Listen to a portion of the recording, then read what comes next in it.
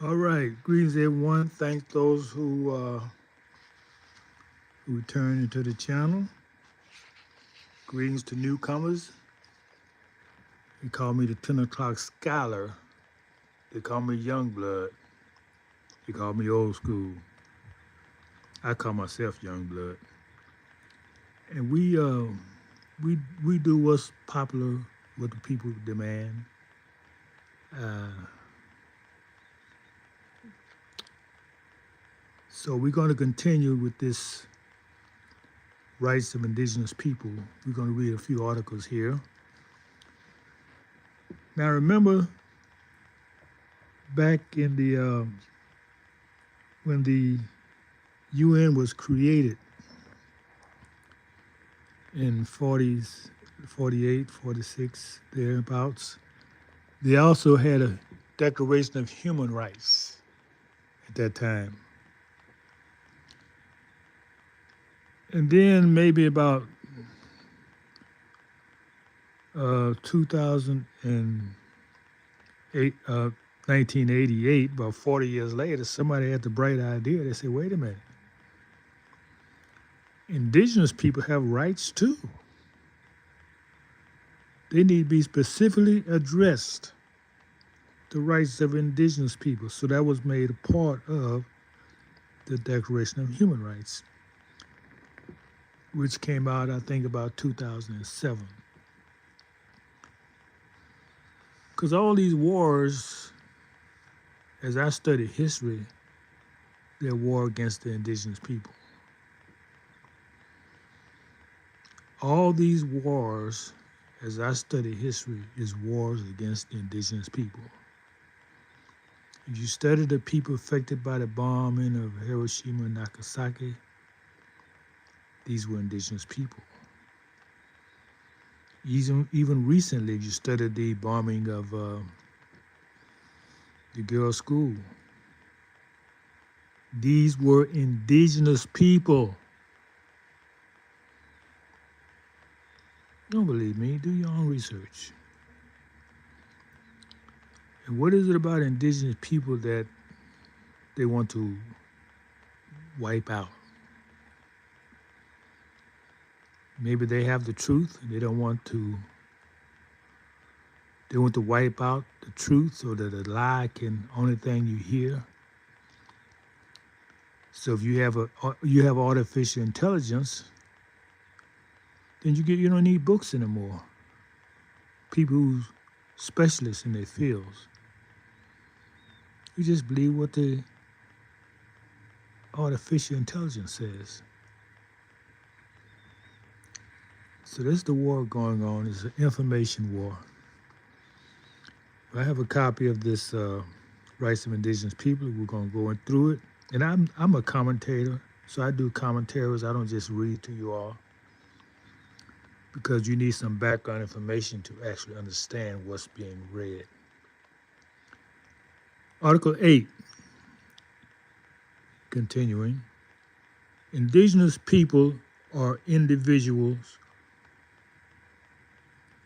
and individuals who have the right not to be subject to forced assimilation or destruction of their culture. Oh, we got to read that one again.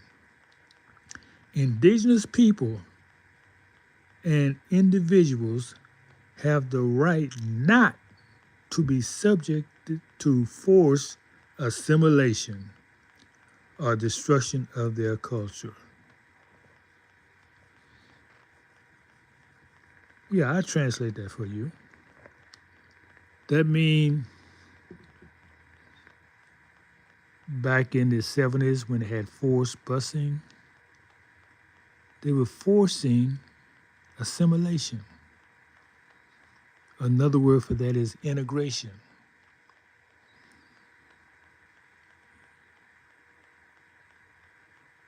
If someone forced into another community, is that community going to accept them? No, because they wasn't invited.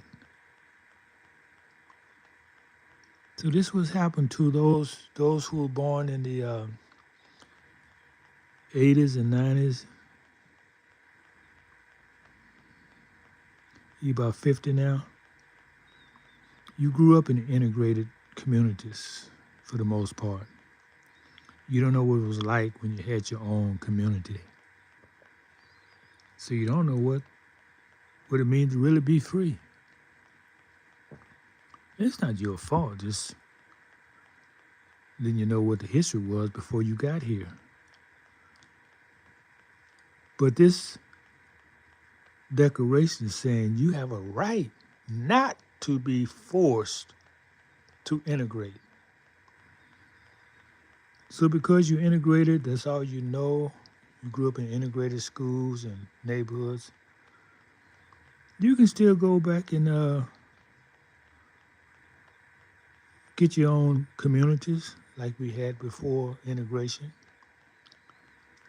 Those who want to live peacefully among themselves, really free, who want to consume what they produce and produce what they consume, as all intelligent people on the planet do.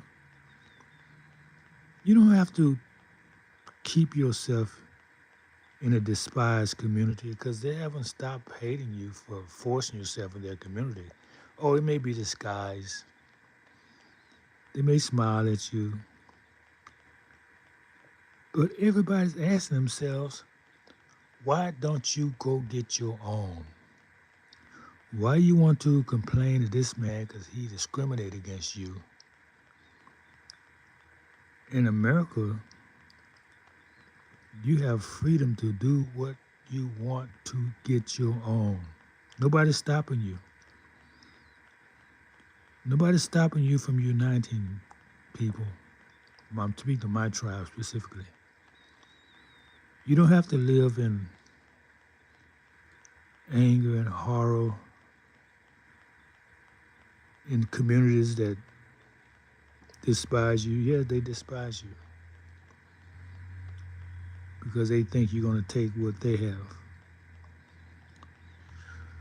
Okay, let's end that commentary and go. Let's continue reading Article 8. States shall provide effective mechanisms for prevention of and redress for any action which has the aim or effect of depriving them of their integrity as distinct people or of their cultural value or ethnic identities. B. Any action which has the aim or effect of disposing them of their lands, territory, or resources.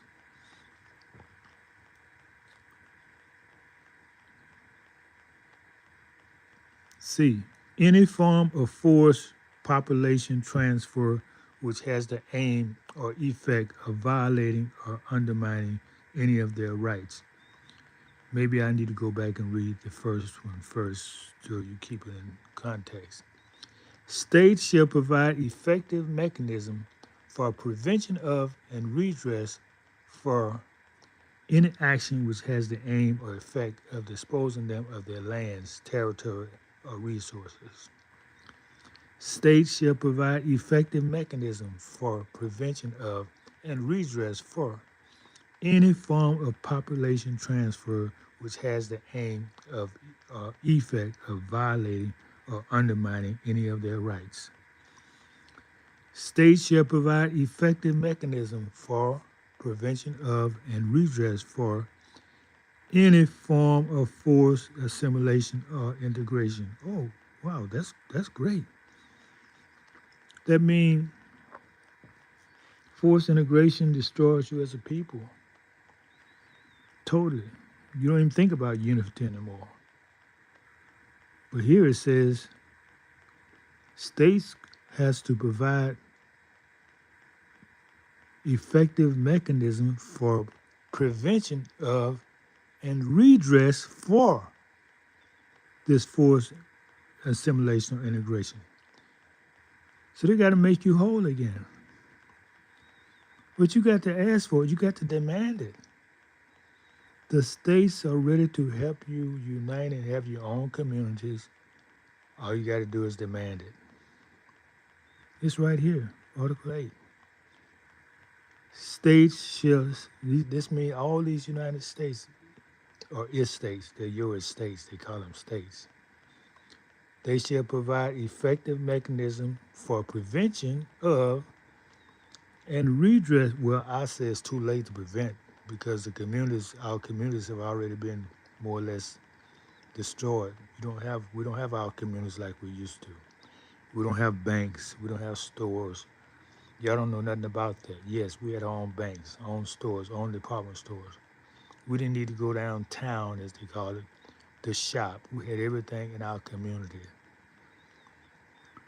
So it's saying here states should provide effective mechanism to prevent, for prevention of, well, that's too late to prevent, and redress for any forms of propaganda designed to promote or incite racial or ethnic discrimination directed against them. So if you can prove you've been discriminated against, which is hard to do, because discrimination is an attitude, it's more than an action. But if you can prove, then the state has to provide redress for that. Okay. Let's go to Article 9, very short article. Indigenous people and individuals have the right to belong to an indigenous community or nation in accordance with the traditions and customs of the community or nation concerned. No discrimination of any kind may arise from the exercise of such a right. Yeah, whatever community you want to belong to, it's your right to be a part of that community. And a collection of communities is a nation. And you can't be discriminated against, they say, for the choice you make. Article 10, moving on. Indigenous people, and when they say indigenous people, you need to know who they're speaking of. They're not speaking of people who migrated here from Europe. Let's talk about who they're not speaking of. They're not speaking of people who migrated here from Europe, who call this land their homeland. It's not speaking of people who left their own land and migrated to America. No.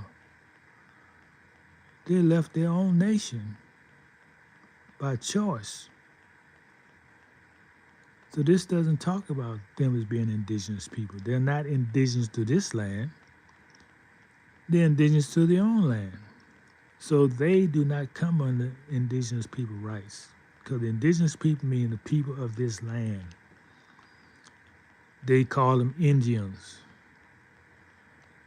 Before they call them Indians, they call them blackamoors. Before then, they called us Moors. After Indians, they called us Negro. You couldn't call yourself an Indian because they was giving land to the Indians. So they said, well, you can't call yourself an Indian anymore. You had to call yourself Negro, colored, black, African American. That puts you under the black codes, which means you have no rights that are to be recognized. So they say, wait a minute, they got to have some rights. Well, they're not going to have constitutional rights because we consider them 3/5 of the human being. So to get around that, they said, well, let's give them, what about, since they have no rights, that means they're civilly dead. It's called civil mortuus in law. So what kind of rights can we give them? Well, let's give them the rights of a dead person. What? Yes. What do you call them rights? Civil rights.